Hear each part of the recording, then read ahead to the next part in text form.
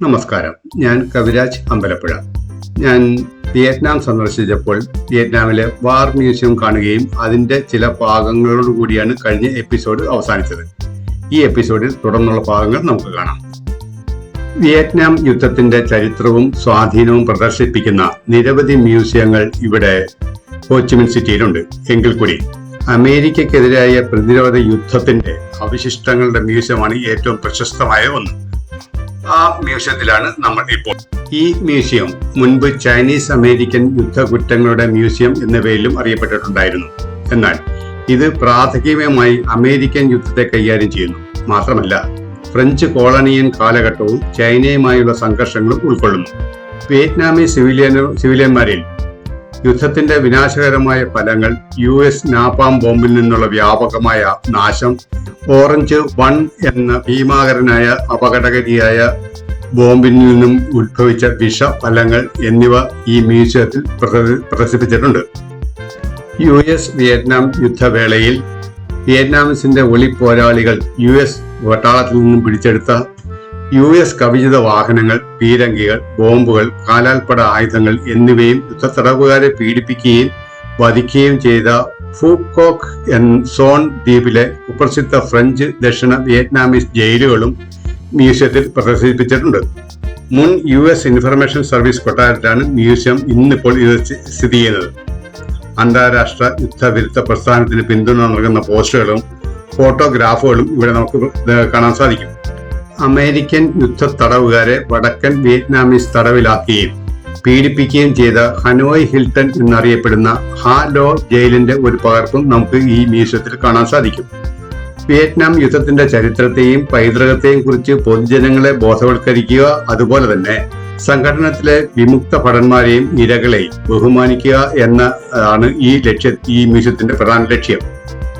Vietnam യുദ്ധം communist വിരുദ്ധ ദക്ഷിണ വിയറ്റ്നാമും അതിന്റെ പ്രധാന സഖ്യകക്ഷികളായ യുണൈറ്റഡ് സ്റ്റേറ്റിനുമെതിരെ കമ്മ്യൂണിസ്റ്റ് വടക്കൻ വിയറ്റ്നാമും അതിന്റെ സഖ്യകക്ഷികളായ വിയറ്റ്നാം കോങ്ങും ഉൾപ്പെട്ട ദീർഘവും സങ്കീർണവുമായ ഒരു സംഘടനമായിരുന്നു. ഈ യുദ്ധം 1954 മുതൽ 1975 വരെ നീണ്ടുനിന്നു. ഇത് ചരിത്രത്തിലെ ഏറ്റവും വിഭജനവും വിവാദപരവുമായ യുദ്ധങ്ങളിൽ ഒന്നായിരുന്നു. വിയറ്റ്നാമിലെ ഫ്രഞ്ച് കോളനിയൻ ഭരണത്തിൽ യുദ്ധത്തിന് വേരുകളുണ്ടായിരുന്നു. അത് 1954 ഹോച്ചിമിൻ നയിച്ച ദേശീയ പ്രസ്ഥാനമായ വിയറ്റ്മിൻ ഫ്രഞ്ച് സൈന്യത്തെ പരാജയപ്പെടുത്തിയതിനു ശേഷം അവസാനിച്ചു. 1954 ജനീവ ഉടമ്പടി വിയറ്റ്നാമിനെ 2 മേഖലകളായി വിഭജിച്ചിട്ടുണ്ടായിരുന്നു. വടക്ക് ഹോയുടെ കമ്മ്യൂണിസ്റ്റ് ഭരണത്തിന് കീഴിലും തെക്ക് എൽഗോ ദിൻ നയിക്കുന്ന പാശ്ചാത്യ അനുകൂല സർക്കാരിന് കീഴിലുമായിരുന്നു. 1956 രാജ്യം പുനഃസ്ഥാപിക്കുന്നതിനായി രാജ്യവ്യാപകമായ തെരഞ്ഞെടുപ്പ് നടത്താനും ജനീവ കരാർ ആവശ്യപ്പെട്ടിട്ടുണ്ടായിരുന്നു. എന്നാൽ വിജയിക്കുമെന്ന് ഭയന്ന് ടീം വോട്ടെടുപ്പ് നടത്താൻ വിസമ്മതിച്ചു. നമ്മൾ ഇപ്പോൾ കണ്ടുകൊണ്ടിരിക്കുന്ന ഇത് എല്ലാം തന്നെ വിയറ്റ്നാം പോരാളികൾ അമേരിക്കൻ പട്ടാളത്തിൽ നിന്നും പിടിച്ചെടുത്തതാണ്. നമ്മൾ ഇപ്പോൾ കാണുന്ന ഈ ഒരു ഫോട്ടോ കൊണ്ട് തന്നെ വിയറ്റ്നാമീസ് ഏതൊക്കെ രീതിയിൽ ജീവിതം അനുഭവിച്ചിരുന്നുവെന്നും ഏതൊക്കെ കഷ്ടപ്പാടുകൾ അനുഭവിച്ചിരുന്നുവെന്നും നമുക്ക് വ്യക്തമാകുന്ന ഒരു പിക്ചറാണ് അത്. ലോക ശ്രദ്ധയെ ഒന്നടങ്കം പിടിച്ചു നിർത്തിയ ഒരു ഫോട്ടോഗ്രാഫായിരുന്നു അത്. അമേരിക്ക തന്റെ യുദ്ധങ്ങളിൽ ഉപയോഗിച്ചിരുന്ന പല രീതിയിലുള്ള മൈനുകളാണ് ഇപ്പോൾ നമ്മൾ കണ്ടുകൊണ്ടിരിക്കുന്നത്. അതിന് എല്ലാത്തിനും പ്രത്യേക പേരുകളുണ്ട്. അതിനോടൊപ്പം തന്നെ അതിന്റെ വിശദീകരണമുണ്ട്. പട്ടാളവുമായി ബന്ധപ്പെട്ടവർക്ക് ഇത് പെട്ടെന്ന് മനസ്സിലാക്കാൻ സാധിക്കും. ദക്ഷിണ വിയറ്റ്നാമീസ് കമ്മ്യൂണിസ്റ്റുകളുടെ ഒരു ഗറില്ല സേനയായ വിയറ്റ്കോങ് 1950കളുടെ അവസാനത്തിൽ വടക്കൻ വിയറ്റ്നാമിന്റെ പിന്തുണയോടെ ഡീമിന്റെ സർക്കാരിനെതിരെ ഒരു കലാപം ആരംഭിച്ചു. ശീതയുദ്ധത്തിൽ വിയറ്റ്നാമിന് ഒരു പ്രധാന യുദ്ധഭൂമിയായി കണ്ട അമേരിക്ക ഡീമിന് സൈനിക സാമ്പത്തിക സഹായങ്ങൾ നൽകുകയും ദക്ഷിണ വിയറ്റ്നാമീസ് സൈന്യത്തെ പരിശീലിപ്പിക്കാനും സഹായിക്കാനും സൈനിക ഉപദേശകരെ അയക്കുകയും ചെയ്തു. എന്നാൽ 1963 അടിച്ചമർത്തലും അഴിമതി നിറഞ്ഞതുമായ ഭരണത്തിൽ അസന്തുഷ്ടരായ ജനക്കൂട്ടം ദക്ഷിണ വിയറ്റ്നാമീസ് ജയിലറകളുടെ ഒരു കൂട്ടം അട്ടിമറിയിൽ ഡീമിനെ അട്ടിമറിക്കുകയും കൊലപ്പെടുത്തുകയും ചെയ്തു. നമ്മൾ ഇപ്പോൾ കണ്ടുകൊണ്ടിരിക്കുന്നത് രാസവസ്തുക്കൾ US യുദ്ധത്തിൽ ഉപയോഗിച്ചിട്ടുണ്ടായിരുന്നു. ആ രാസയുദ്ധത്തിൽ അമേരിക്കൻ പട്ടാളക്കാർ ഉപയോഗിച്ച മാസ്ക് ആണ് ഈ കാണുന്നത്. അട്ടിമറി തെക്കൻ വിയറ്റ്നാമിനെ രാഷ്ട്രീയ അരാജകത്വത്തിലേക്ക് തള്ളിവിട്ടു. വിയറ്റ്നാം ഗറില്ലകൾ അവരുടെ ആക്രമണം ശക്തമാക്കി. ദക്ഷിണ വിയറ്റ്നാമീസ് സർക്കാരിനെ പിന്തുണയ്ക്കാൻ കൂടുതൽ സൈനികരെയും ഉപകരണങ്ങളെയും അയച്ചുകൊണ്ട് അമേരിക്ക യുദ്ധത്തിൽ പങ്കാളിത്തം വർദ്ധിപ്പിച്ചു. യുദ്ധത്തിലും യുദ്ധാനന്തരവും വിയറ്റ്നാമീസ് ജനത അനുഭവിച്ച കഷ്ടപ്പാടുകളെ ലോകത്തിനെ അറിയിക്കാൻ വേണ്ടി ആണ് ഈ മ്യൂസിയത്തിൽ ഈ പിക്ചറുകൾ എല്ലാം സ്ഥാപിച്ചിരിക്കുന്നത്. അതിനുശേഷം നമുക്ക് പ്രധാനമായിട്ടുള്ളത് ഈ ഒരു ബോംബിനെ കുറിച്ച് പറയാനുള്ളതാണ്. 5700 കിലോഗ്രാം സ്ഫോട വസ്തുക്കൾ നിർമ്മിച്ച ഈ ഭീമാകരനായ ബോംബ് C-130 എന്ന ഒരു അമേരിക്കൻ കാർഗോ ഫ്ലൈറ്റ് ആണ് വിയറ്റ്നാമിൽ നിക്ഷേപിച്ചത്. ഭാഗ്യവശാൽ അത് പൊട്ടുകയുണ്ടായില്ല. ചതുപ്പ് നിലത്തിലാണ് ഇത് ചെന്നുപെട്ടത്. അത് പൊട്ടാതെ തന്നെ കിട്ടുകയും അത് നിർവീര്യമാക്കി ഈ മ്യൂസിയത്തിൽ ഇന്നും ഇത് പ്രദർശിപ്പിച്ചിട്ടുണ്ട്. ഇതിന്റെ വിശദ വിവരണങ്ങൾ അടങ്ങിയ ഒരു ബോർഡും അതിന് തൊട്ടടുത്ത് തന്നെ കാണാം. ഇത് വായിച്ചു കഴിയുമ്പോൾ അമേരിക്കക്കാര് വിയറ്റ്നാമിനോട് ചെയ്തിട്ടുള്ള ക്രൂരമായ കാര്യങ്ങൾ എത്രത്തോളമാണെന്ന് നമുക്ക് മനസ്സിലാക്കാവുന്നതേ ഉള്ളൂ. ഈ ബോംബ് വേണ്ട വിധം പൊട്ടിയിരുന്നുവെങ്കിൽ ഇതിന് ചുറ്റുമുള്ള 3 കിലോമീറ്റർ സ്ഥലം പൂർണ്ണമായും നശിക്കത്തക്ക രീതിയിൽ കഴിവുള്ളതായിരുന്നു ഈ ബോംബ്.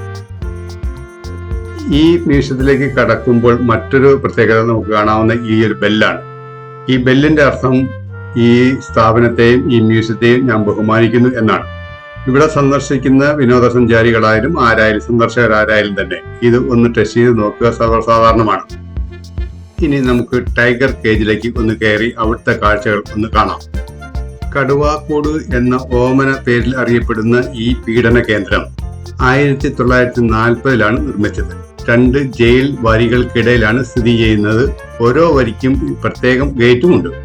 അതിനാൽ നമുക്ക് പുറത്തു നിന്നും വളരെ സാധാരണ സെല്ലുകൾ മാത്രമേ കാണാൻ കഴിയൂ. കടുവാക്കൂടുകൾക്കും ഒരു സെല്ലിനും ഇടയിൽ ചെറിയ ഒരു പഴയ വാതിൽ കാണും. പക്ഷേ ഇത് പലപ്പോഴും ഉപയോഗിക്കാത്തതിനാൽ എപ്പോഴും അടച്ചിട്ടിരിക്കും. ഇത് രഹസ്യ ജയിലിലേക്കുള്ള കവാടം കൂടിയാണ്. തടവുകാരെ പീഡിപ്പിക്കുന്നതിനുള്ള സോളാരിയം റൂം എന്നും അറിയപ്പെടുന്നു. തടങ്കലിൽ വെച്ചിരിക്കുന്ന പ്രദേശത്തിനകത്ത് 120 ഒറ്റപ്പെട്ട സെല്ലുകളുണ്ട്. 2 സോണുകളായി തിരിച്ചിരിക്കുന്നു. ഓരോന്നിനും 60 മുറികളും മേൽക്കൂരയില്ലാത്തതുമായ മുറികളുമുണ്ട്. യുദ്ധ തടവുകാർക്ക് വേണ്ടി നിർമ്മിച്ചിരിക്കുന്ന ഈ റൂമുകൾ വളരെ ചെറുത് ആയതിനാലാണ് ടൈഗർ കൂടുകൾ എന്ന ഓമന പേരിൽ വിളിക്കുന്നത്. ഭക്ഷണം, ഉറങ്ങൽ, ടോയ്ലറ്റിൽ പോകാൻ തുടങ്ങി എല്ലാ ദൈനംദിന പ്രവർത്തനങ്ങളും ഒരിടത്ത് തന്നെ സാധിക്കേണ്ടി വരും. എല്ലാ സെല്ലിനും മേൽക്കൂരയുടെ ഇരുമ്പ് കമ്പികളുണ്ട്. മുകളിൽ തടവുകാരനെ നിയന്ത്രിക്കാനും നിരീക്ഷിക്കാനും ഗാർഡുകൾക്കുള്ള നടപ്പാതയുമുണ്ട്. ഓരോ സെല്ലിന്റെയും സീലിംഗിൽ ഒരു ബക്കറ്റ് വെള്ളവും ഒരു ബക്കറ്റ് കുമ്മായവും ഉണ്ട്. തടവുകാരൻ ദാഹിക്കുമ്പോൾ വെള്ളം ആവശ്യപ്പെടുകയാണെങ്കിൽ കാവൽക്കാരൻ വെള്ളം ഒഴിച്ചു കൊടുക്കുകയും പ്രതിഷേധത്തിന്റെ അടയാളങ്ങൾ ഉള്ളവർക്ക് ശിക്ഷയായി കുമ്മായം തെളിക്കുകയും ചെയ്യുന്നു. കടുവ കൂടുകളിൽ കൊണ്ടുവരുന്നവർ പട്ടിണി, കാലിൽ ചങ്ങല, മർദ്ദനം എന്നിവയിലൂടെ മരണത്തോടെടുക്കുന്നു. ഇത് മധ്യകാലഘട്ടത്തിൽ മാത്രം കാണപ്പെട്ട ക്രൂരമായ പീഡന രീതികളിൽ ഒന്ന് മാത്രമാണ്. യുദ്ധത്തിലെ മുതിർന്ന കമ്മ്യൂണിസ്റ്റ് തടവുകാരെ തടങ്കലിൽ വെക്കുന്നതിനാണ് ഈ ജയിൽ മേഖല നിർമ്മിച്ചത്. കൊളോണിയൻ ഗവൺമെന്റിന്റെ പ്രത്യേകിച്ച് അപകടകരമെന്ന് കരുതുന്ന വ്യക്തികളെ തടവിലാക്കാൻ ഫ്രഞ്ച് കോളനിസ്റ്റുകൾ നിർമ്മിച്ചതാണ് ഈ ജയിൽ. വർഷങ്ങളായി വിയറ്റ്നാമിലെ പല ഉന്നത നേതാക്കളും ഇവിടെ തടവിലാക്കപ്പെട്ടിട്ടുണ്ട്. വിയറ്റ്നാമിലെ ഈ വാർ മ്യൂസിയം സന്ദർശിക്കാൻ ഞങ്ങളുടെ ഗ്രൂപ്പിന് അനുവദിച്ചിരുന്ന സമയം തീർന്നു. ഭൂരിഭാഷം ഗ്രൂപ്പിൽപ്പെട്ടവരും ഇതിൽ നിന്ന് എക്സിറ്റായി വെളിയിൽ ഞങ്ങളുടെ ബസ്സിനകത്ത് കാത്തു നിൽക്കുകയാണ്.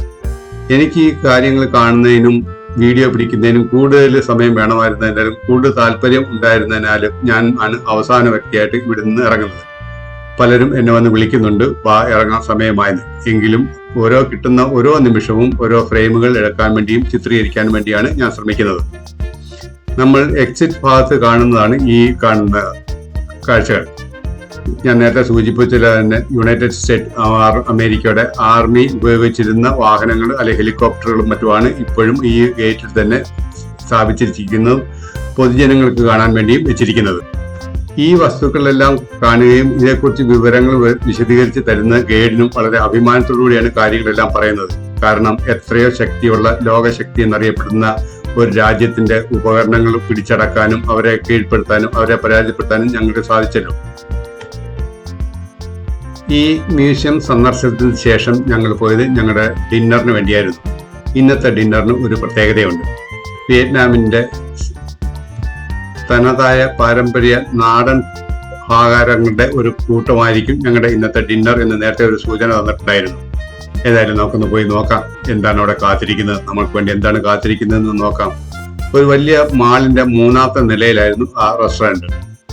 കണ്ടില്ലെങ്കിൽ ഒന്ന് ശ്രദ്ധിച്ചോ, വിയറ്റ്നാമിന്റെ തട്ടുകട. അതിനെക്കുറിച്ചുള്ള വിവരങ്ങൾ ഞാൻ അടുത്ത എപ്പിസോഡിൽ വിശദമായിട്ട് തരാം. ഇപ്പോൾ നമുക്ക് റെസ്റ്റോറന്റിലേക്ക് ഒന്ന് കയറി ചെന്ന് അവിടെയുള്ള വിഭവങ്ങൾ എന്താണ് നമുക്ക് ഒരുക്കി വെച്ചിരിക്കുന്നത് എന്ന് കാണാമല്ലോ. റെസ്റ്റോറന്റിൽ കയറിയപ്പോൾ തന്നെ ഞങ്ങൾക്ക് വേണ്ടി മാത്രം ഒരു പ്രത്യേക സ്ഥലം അറേഞ്ച് ചെയ്ത് വെച്ചിട്ടുണ്ടായിരുന്നു. മത്സ്യം അതിന്റെ തല ഉൾപ്പെടെയാണ് വെച്ചിരിക്കുന്നത്. പൊതുവായിട്ടുള്ള ആഹാര പദാർത്ഥങ്ങളാണ് എല്ലായിടത്തും പാചകം ചെയ്ത് വെച്ചിരിക്കുന്നത്. നമുക്കറിയാവുന്ന രീതിയിൽ പരിചയമുള്ള ആഹാരങ്ങൾ എടുത്ത് കഴിക്കുക എന്നുള്ളത് മാത്രമാണ് ഇങ്ങനെയുള്ള സ്ഥലങ്ങളിൽ ചെന്നുവിട്ടാൽ നമ്മൾ സ്വീകരിക്കേണ്ടത്. നമ്മളുടെ വയറിന് അനുയോജ്യമായതും പരിചയമുള്ളതായ ആഹാര പദാർത്ഥങ്ങൾ കഴിക്കുകയാണെങ്കിൽ ട്രിപ്പിൽ നമുക്ക് വലിയ ബുദ്ധിമുട്ടുകളൊന്നും ഇല്ലാതെ തന്നെ മുന്നോട്ട് പോകാൻ കഴിയും. കക്കകളൊക്കെ അവിടെ ഇരിപ്പുണ്ട്, അതവിടെ ഇരിക്കട്ടെ എന്ന് തന്നെ തീരുമാനിക്കുന്നതായിരിക്കും നല്ലത്. അല്ലാതെ അതിന്റെ ടേസ്റ്റ് ഒന്ന് അറിയാൻ വേണ്ടി നോക്കിക്കഴിഞ്ഞാൽ ചിലപ്പോൾ അപകടകാരിയായിരിക്കാൻ സാധ്യതയുണ്ട്. ചെറിയ കോഴിക്കുഞ്ഞാന്ന് തോന്നുന്നു, തലയൊന്നും കളഞ്ഞിട്ടില്ല, അതുപോലെ തന്നെ റെഡിയാക്കി വെച്ചിട്ടുണ്ട്.